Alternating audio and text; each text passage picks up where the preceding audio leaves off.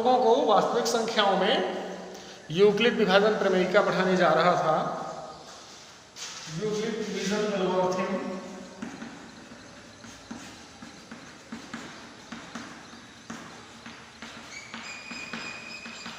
और ये मैंने बताया था ये क्या होता है, भाज्य बराबर भाजक में भागफल और घन शेषफल, ठीक है ना। भाज्य a बराबर भाजक b भागफल q प्लस शेषफल r। a क्या बताया, भाज्य b भाजक q भागफल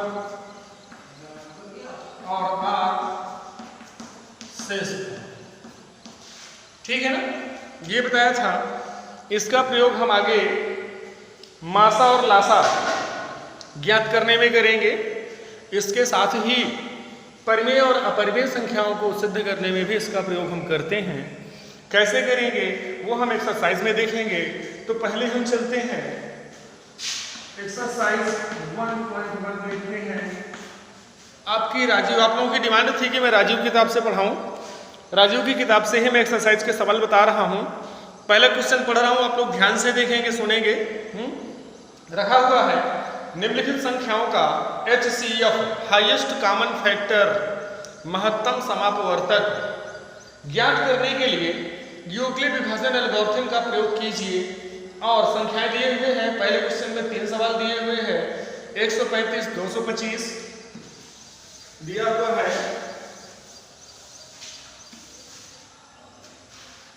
135,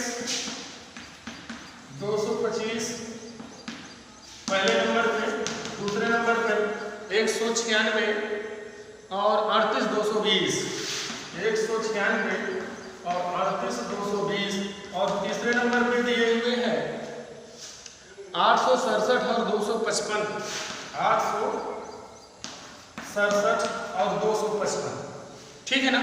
ये दिए हुए हैं। हमें इनका मासा ज्ञात करना है यूक्लिड विभाजन प्रमेयिका का प्रयोग करके। कैसे ज्ञात करेंगे, मैं एक क्वेश्चन का सॉल्यूशन बता रहा हूं, बाकी दो उसी तरह से आप लोग करेंगे। तो पहले का सॉल्यूशन देखेंगे।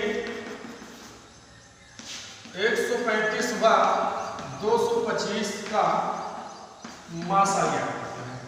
इसके लिए हम करते क्या है, जो बड़ी संख्या होती है, बड़ी संख्या क्या है 225, इसे छोटी संख्या के गुणे के रूप में लिखेंगे, यानी भाज्य बराबर भाजक गुणे भागफल घन शेषफल के रूप में लिखेंगे। तो हम क्या लिखेंगे, 225 बराबर 135 गुणे 1, एक ही बार भाग जाएगा, प्लस कितना बचेगा 90, ठीक है। अब जो भाजक होता है और जो शेषफल आता है हम दोनों में करेंगे। 135 को 90 के गुणनखंड के रूप में लिखेंगे और शेषफल लिखेंगे, जो भी आएगा। कितनी बार जाएगा भाग, एक बार, प्लस कितना बचेगा 45। अब फिर से जो भाजक था उसे हम शेषफल के गुणज के रूप में लिखेंगे। 45 गुणे 2 प्लस शेषफल कितना आया 0। लास्ट में जिससे भाग दिया जाता है वही संख्या मासा हो जाती है, यानी कि हम लिख देंगे अतः 135 व 225 का मासा बराबर कितना आ गया 45 आ गया। इस तरह से आप लोग यूक्लिड विभाजन प्रमेयिका का प्रयोग करके दो संख्याओं का मासा ज्ञात कर सकते हैं, ठीक है। तो बाकी शेष दोनों आपको करने हैं। अगला क्वेश्चन मैं बताऊंगा आप लोगों को। हाँ, अगला क्वेश्चन आपका रखा हुआ है, क्वेश्चन नंबर 2 आ रहा है की किताब से। दर्शाइए कि कोई भी धनात्मक विषम पूर्णांक 6q + 1, 6q + 3, 6q + 5 के रूप का होता है जहां q कोई पूर्णांक है, ठीक है। तो ये प्रूफ करने के लिए हम सीधा सा लेकर के चलेंगे, सॉल्यूशन इसका देखेंगे। हम मान करके लिखेंगे कि a कोई धनात्मक पूर्णांक है और b बराबर 6, ठीक है। माना a कोई धनात्मक पूर्णांक है व b बराबर 6, तब a बराबर क्या लिखते हैं हम, bq + 8 से हमें क्या मिलेगा, a बराबर 6q + 8। अब हम करेंगे क्या, r बराबर क्रम से 0, 1, 2, 3 एंड सो ऑन रख करके चेक करेंगे कौन सी संख्या सम आ रही, कौन सी विषम आ रही है। मैंने आप लोगों को बताया था, आप लोग पिछली क्लास में पढ़े होंगे कि जब कोई सम पूर्णांक हम लेते हैं तो सम पूर्णांक 2x + 2, 2x + 4 and so and के रूप का सम पूर्णांक लेते हैं, और विषम पूर्णांक किस रूप का लेते हैं, 2x + 1, 2x + 3, 2x + 5 and so on. इस रूप के हम विषम पूर्णांक लिया करते हैं, है ना। यानी अगर इस रूप का आ रहा है तो सम पूर्णांक है, और इस रूप का आ रहा है तो विषम पूर्णांक है। ठीक है, तो हम चलते हैं क्रम से। फर्स्ट नंबर पे प्रूफ करेंगे r बराबर 0 के लिए a बराबर क्या मिलेगा, 6q + 0, यानी a बराबर 2 × 3q, ठीक है ना, 0 प्लस करने की जरूरत नहीं है, यानी a बराबर क्या मिला, 2m। हमने m बराबर मान लिया 3q है यहाँ पर, यानी 2 × कोई संख्या, और अभी मैंने क्या बताया, यहाँ पर बताया था, क्या रहा था, 2x, यानी 2 × कोई संख्या, 2 × कुछ भी मिलेगा तो वह क्या है, एक सम संख्या है। तो हम आगे क्या लिखेंगे, यह एक सम संख्या है, ठीक है ना। अब हम दूसरे नंबर पर प्रूफ करेंगे r बराबर 1 के लिए, 0 के लिए हमने दिखा दिया, r बराबर 1 के लिए, ठीक है ना। तो a बराबर 6q + 1 मिलेगा, यानी a बराबर 2 × 3q + 1, यहाँ पर हम m बराबर रख देंगे 3q, तो हमें a बराबर क्या मिलेगा, 2m + 1, और 2m + 1 यहाँ पर 2x + 1 ऐसे रखा था ना मैंने अभी, इसको क्या बताया था, विषम। तो हम क्या लिख देंगे, यह एक विषम संख्या है, यह विषम पूर्णांक है, ठीक है ना।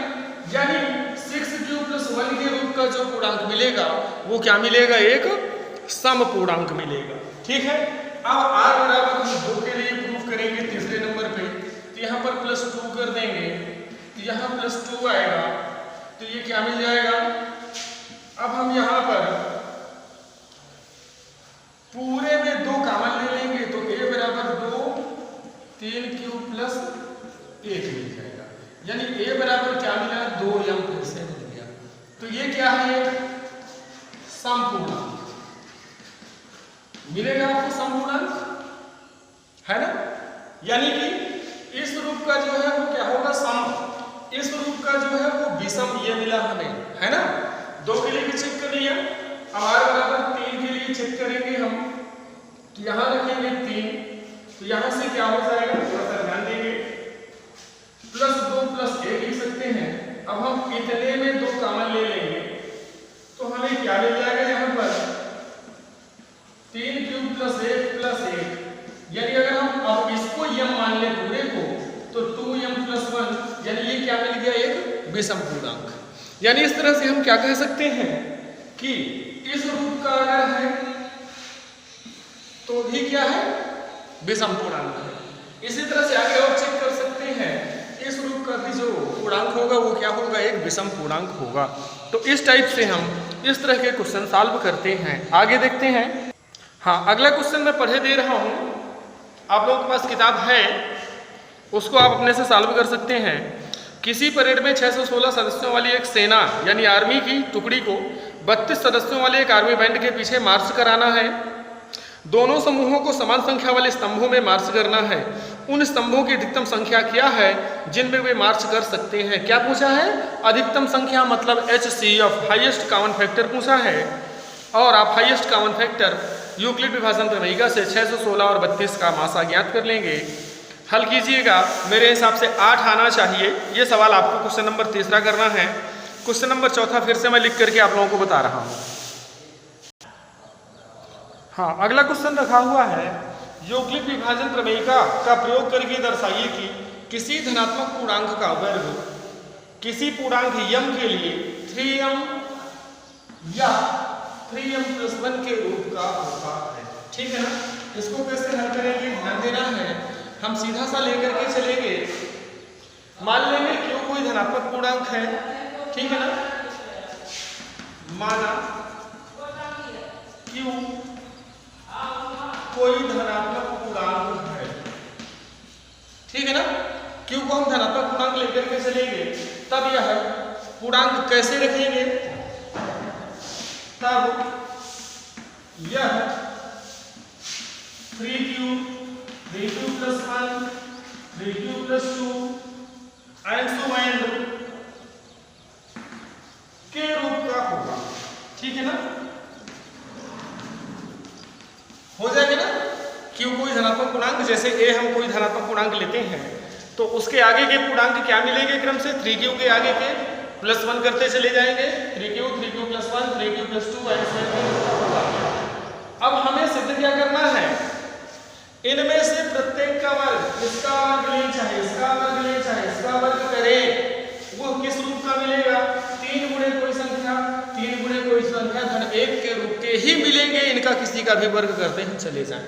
तो हम सबसे पहले क्या करेंगे, पहले 3q के लिए लेके चलेंगे, a बराबर 3q ले लेते हैं, ठीक है ना, दोनों पक्षों का वर्ग करना है, वर्ग करने के लिए कहा है ऊपर किसी भी धनात्मक पूर्णांक का वर्ग, दोनों पक्षों का वर्ग करने पर हमें क्या मिल जाएगा, a square is equal to 3q square, यानी a square is equal to क्या मिला 9q स्क्वायर, यानी a स्क्वायर बराबर क्या मिला 3 गुणे 3q का स्क्वायर।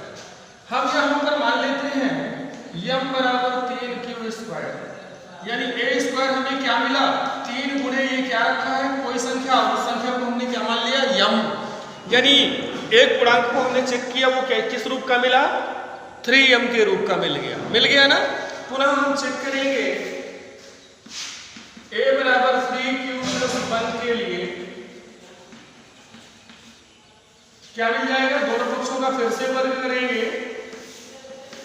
दोनों पक्षों का वर्ग करने पर a square is equal to 3q plus 1 का स्क्वायर कर देंगे तो हमें क्या मिल जाएगा, a square is equal to 9q square plus 6q plus 1, यानी ये क्या मिलेगा, इन दोनों में हम 3 कॉमन ले लें तो 3q square plus 2q plus 1, यानी ये हमें क्या मिल रहा है 3 गुणे ये क्या रखा है कोई संख्या और प्लस 1, हम यहाँ पर m बराबर क्या मान करके चल रहे हैं 3q स्क्वायर प्लस 2q, यानी 3 गुणे कोई संख्या प्लस 1, यानी कि अगले पूर्णांक का वर्ग भी क्रम से अगले पूर्णांक का वर्ग भी किस रूप का मिल रहा है, इस रूप का मिल रहा है, ठीक है ना। अब नेक्स्ट के लिए हम चेक कर लेते हैं, 3q plus 2 के लिए चेक कर लेते हैं, a बराबर 3q plus 2 के लिए फिर से दोनों पक्षों का वर्ग करके देखते हैं, वर्ग ही करने के लिए कह रहा है, दोनों पक्षों का वर्ग करने पर क्या मिल जाएगा, a square is equal to 3q plus 2 का स्क्वायर, यानी a square is equal to 9q square plus 12q plus 4, यानी क्या मिल जाएगा 9q square plus 12q plus, इसको हम लिख सकते हैं 3 प्लस 1, अब इतने में हमें क्या कॉमन मिल सकता है 3, तो यहाँ से क्या बचेगा 3q square plus 4q plus 1 और प्लस 1, इसको हम m मान ले तो ये किस रूप का मिला 3 गुणे m प्लस 1 के रूप का मिला, अगली संख्या का वर्ग भी हमें किस रूप का मिल रहा है 3m प्लस 1 के रूप का मिल रहा है ना। तो हम क्या कह सकते हैं, अतः किसी भी धनात्मक पूर्णांक का वर्ग किसी पूर्णांक m के लिए 3m प्लस 1 के रूप का होता है। आगे आप लोग और चेक कर सकते हैं, करना चाहें तो और पूर्णांकों के लिए भी चेक कर सकते हैं। हाँ, एक्सरसाइज का लास्ट सवाल रखा हुआ है 1.1 का राजीव में, यूक्लिड विभाजन प्रमेयिका का प्रयोग करके दर्शाइए कि किसी धनात्मक पूर्णांक का घन 9m प्लस 1 या 9m प्लस 8 के रूप का होता है। ठीक है, तो इसके सॉल्यूशन के लिए भी हम उसी तरह से चलेंगे जैसे अभी हम लोग चले थे। हम मान लेंगे, माना क्यों कोई पूर्णांक है, तब यह 3q + 1 3q + 2 एंड समाइन के रूप का होगा। अब हमें सिद्ध करना है कि इसका घन करें या इसका घन करें या इसका घन करें या आगे वालों का घन करें, वो जो भी आएगा या तो इस रूप का आएगा या इस रूप का आएगा या इस रूप का आएगा। ठीक है ना, 9m के रूप का आएगा या 9m + 1 के रूप का आएगा या 9m + 8 के रूप का आएगा। ठीक है, चेक करते हैं। हम सबसे पहले कर देंगे a = 3q के लिए दोनों पक्षों का घन करने पर, घन करना है, इस बार क्या कहा है, घन, वर्ग नहीं, घन करना है, ध्यान देना है आप लोगों को। हम लिखेंगे दोनों पक्षों का घन करने पर, चेक करते हैं, a³ = 3q का क्यूब यानी a³ = 27q³ हो जाएगा। यानी इसको हम आगे क्या लिखेंगे, a³ = 9 × 3q का क्यूब कर देंगे, यानी a³ = क्या मिला, 9 × कोई संख्या। यहां पर m बराबर हमने क्या रखा है, ये ऐसे आएगा, ध्यान देना है हम लोगों को, 3q³ हमने मान लिया है। यानी एक संख्या का घन करके हमने देखा 3q का, वो 9m के रूप का मिल गया। अब हम अगली संख्या क्या है हमारी, 3q + 1, इसके लिए चेक करके देखेंगे। हम लिख देंगे a = 3q + 1 के लिए क्यूब कर दो, दोनों पक्षों का घन करने पर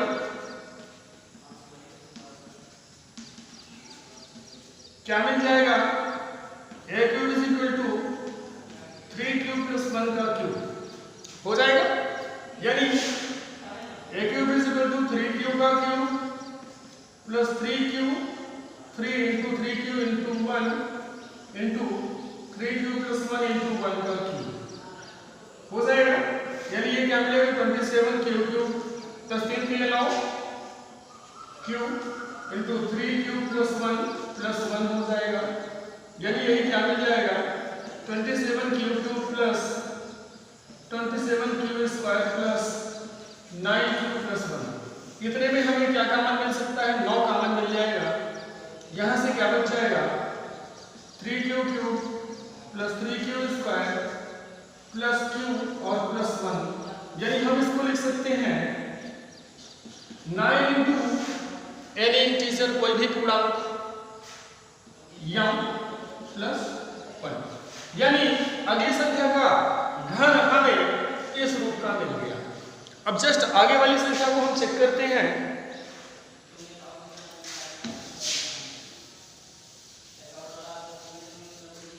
a = 3q + 2 के लिए फिर से दोनों पक्षों का घन करने पर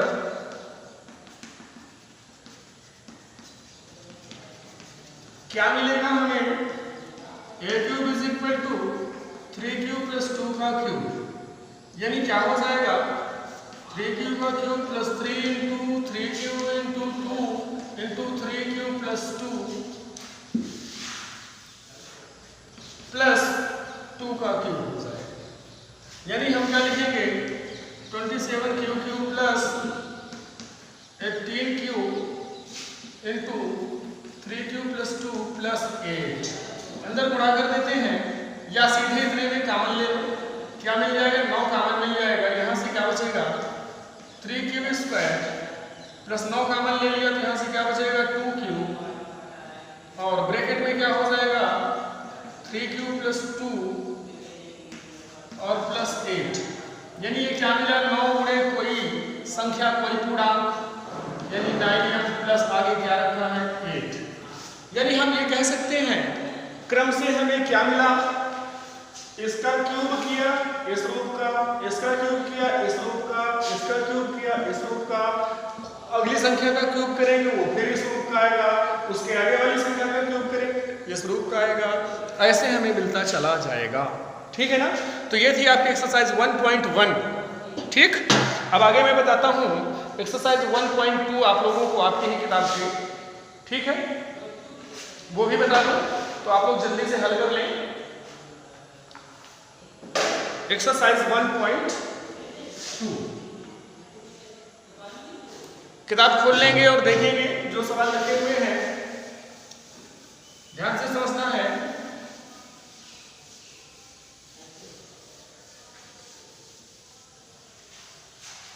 हाँ, पहला सवाल रखा हुआ है, निम्नलिखित संख्याओं को अभाज्य गुणनखंडों के गुणनफल के रूप में व्यक्त कीजिए। तो ये आपका काम है, आप लोग कर लेंगे, शुरू से करते या चले आए हैं, 6-7 से करते चले आए हैं, कक्षा 6-7 से, ठीक है, तो वो आप लोग कर लेंगे पहले सवाल को।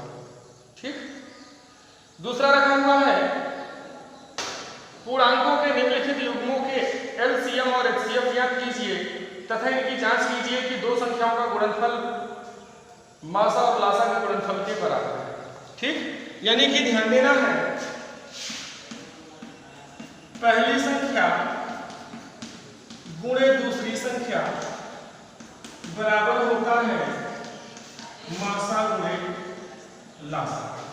ठीक, तो ये काम भी आप लोग कर लेंगे, सवाल नंबर 2 भी आप लोग हल कर लेंगे। ठीक है ना, आराम से मासा लासा ज्ञात कर सकते हैं और ये फार्मूला शो कर सकते हैं, सिद्ध कर सकते हैं। ठीक है, तीसरे क्वेश्चन में भी रखा हुआ है कि अभाज्य गुणनखंड विधि द्वारा निम्नलिखित पूर्णांकों के मासा और लासा ज्ञात कीजिए। तो ये भी आप लोग कर लेंगे, आप लोग शुरू से करते चले आए हैं, ये मुझे बताने की जरूरत नहीं है। ठीक है, अब क्वेश्चन नंबर 4 में चलते हैं। इन संख्याओं का मासा 9 दिया है, लासा ज्ञात कीजिए। ठीक है, क्वेश्चन नंबर 4 बता रहा हूं, एक्सरसाइज 1.2 का 3 तक आप लोग कर लेंगे, समझदार हैं, कर भी चुके हैं। HCF दिया हुआ है, किसका किसका, 306 और 657, ये बराबर दिए हैं 9, और कह रहा है LCM 306 और 657 बराबर कितना आएगा ज्ञात कीजिए, दिया हुआ।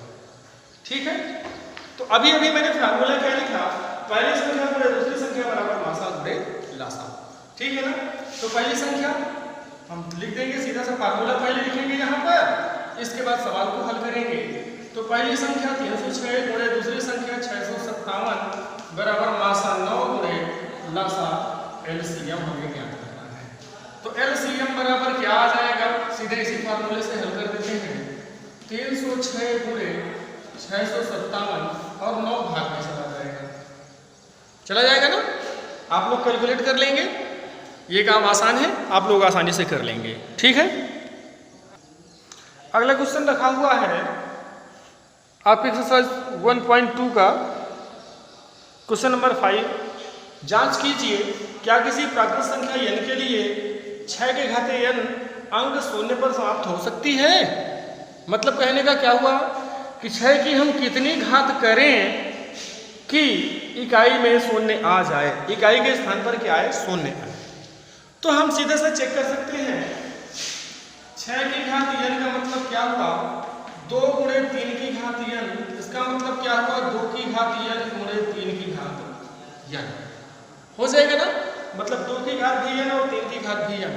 हम क्रम से चेक कर लें, n बराबर 1 के लिए अगर चेक करें तो 6 की घात 1 बराबर क्या मिला, 2 की घात 1 गुणे 3 की घात 1, यानी कितना मिल जाएगा, ये 6। इसी तरह से n बराबर 2 के लिए चेक करें अगर, तो 6 की घात 2 बराबर 2 की घात 2 प्लस 3 की घात 2 बराबर 4, प्लस नहीं गुणे होगा, 4 गुणे 9 यानी कितना आ जाएगा, 36 आ जाएगा। इस तरह से आप लोग चेक करते चले जाइए, आप लोगों को पता चलेगा कि 6 की कितनी भी घात करो, इकाई में हमेशा आपको क्या मिलेगा, 6 ही मिलता चला आएगा, कभी भी शून्य नहीं मिलेगा। और इसका रीजन नहीं है, जब तक इसके गुणनखंड 2 और 5 नहीं होंगे, क्या नहीं होंगे, 2 और 5 नहीं होंगे, तब तक इकाई में कभी भी आपको शून्य नहीं मिलेगा।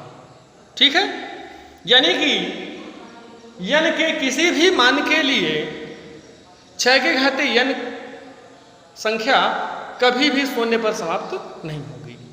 ठीक, यानी इकाई में कभी भी शून्य नहीं आएगा, n का मान आप कोई भी ले लो। ठीक है, इस तरह से ये क्वेश्चन हो जाएगा।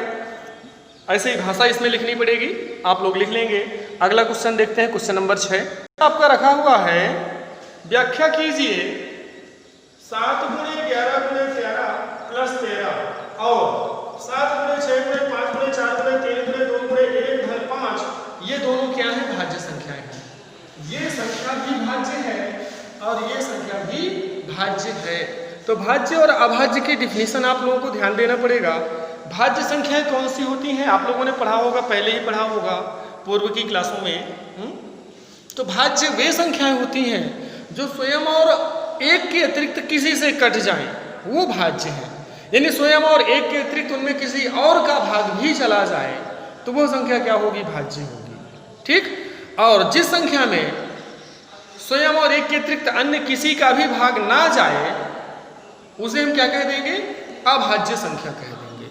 ठीक है, तो एक को चेक करते हैं, दूसरे को उसी तरह से करना होगा। हमारे पास क्या रखा हुआ है? 7 × 11 × 13 + 13 बराबर हम क्या लिख सकते हैं? 13 कॉमन ले लें तो 13 × 7 × 11 धन 1 मिल जाएगा। यानी क्या मिलेगा? 13 × ये क्या हो जाएगा? 11 × 77 + 1 हो जाएगा। ठीक, यानी 13 × हम सीधा सा क्या कह सकते हैं? यम कोई संख्या, 13 × कोई संख्या मिल रहा है। मतलब ये जो भी संख्या है वो 13 से क्या है? विभाज्य है। 13 का भाग चला जाएगा इसमें, यानी यह संख्या क्या है? एक भाज्य संख्या है। ठीक है ना, व्याख्या हो गई। हम लिख देंगे चूंकि उपरोक्त संख्या में 13 का भाग जा रहा है या उपरोक्त संख्या 13 से विभाज्य है, अतः यह एक भाज्य संख्या है। इस तरह से आप लोगों को इस टाइप के अगर क्वेश्चन आ रहे हैं तो आप लोगों को हल करना होगा। लास्ट क्वेश्चन भी देख लेते हैं, मैं मौखिक बता दे रहा हूं, आप लोग आराम से हल कर सकते हैं। रखा हुआ है, किसी खेल के मैदान के चारों ओर एक वृत्ताकार पथ है। इस मैदान का एक पूरा चक्कर लगाने में सोनिया को 18 मिनट लगते हैं, जबकि इसी मैदान का एक चक्कर पूरा लगाने में रवि को 12 मिनट लगते हैं। मान लिया कि वे एक साथ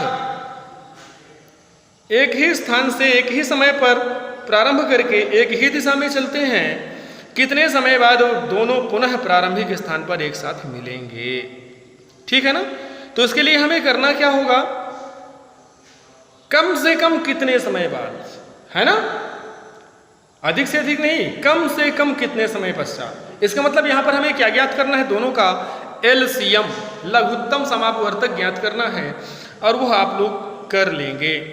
ठीक है, अगले वीडियो में अगले एक्सरसाइज के मैं परिमेय और अपरिमेय सिद्ध करना आप लोगों को बताऊंगा। आज का वीडियो यहीं पर समाप्त करता हूं। आप लोग आराम से चैनल को सब्सक्राइब कर लें और वीडियो भी मन करे तो लाइक करते जाइए, नहीं मन कर रहा कोई बात नहीं। ठीक है, देखिए जरूर, पढ़िए जरूर। विद्यालय कब खुलता है कुछ कहा नहीं जा सकता है। ठीक है, बीमारी फैलती जा रही है ज़्यादा तेजी से, इसलिए आप लोग घर में ही रह करके अच्छे से पढ़ाई करें, वीडियो देखें, जूम क्लास भी लें जो आचार्य जी दे रहे हैं। 10th वाले विशेष करके ये ध्यान दें कि जिनकी बोर्ड फीस नहीं जमा है वो फटाफट बोर्ड फीस जमा कर दें, क्योंकि आप लोग बोर्ड परीक्षा अगर हो रही है तो परीक्षा नहीं दे पाएंगे। पढ़ाई तो चल ही रही है, भले ही वीडियो कॉलिंग से चल रही है। ठीक, आप लोग पढ़ते रहें और अपनी बोर्ड एग्जाम फीस भी जमा कर दें ताकि बोर्ड में आपका इनरोलमेंट हो जाए। नहीं आपको समस्या हो सकती है, आपका नाम डिलीट हो सकता है, फिर आप परीक्षा नहीं दे पाएंगे। इसलिए अपना खुद सोच लें। ठीक है।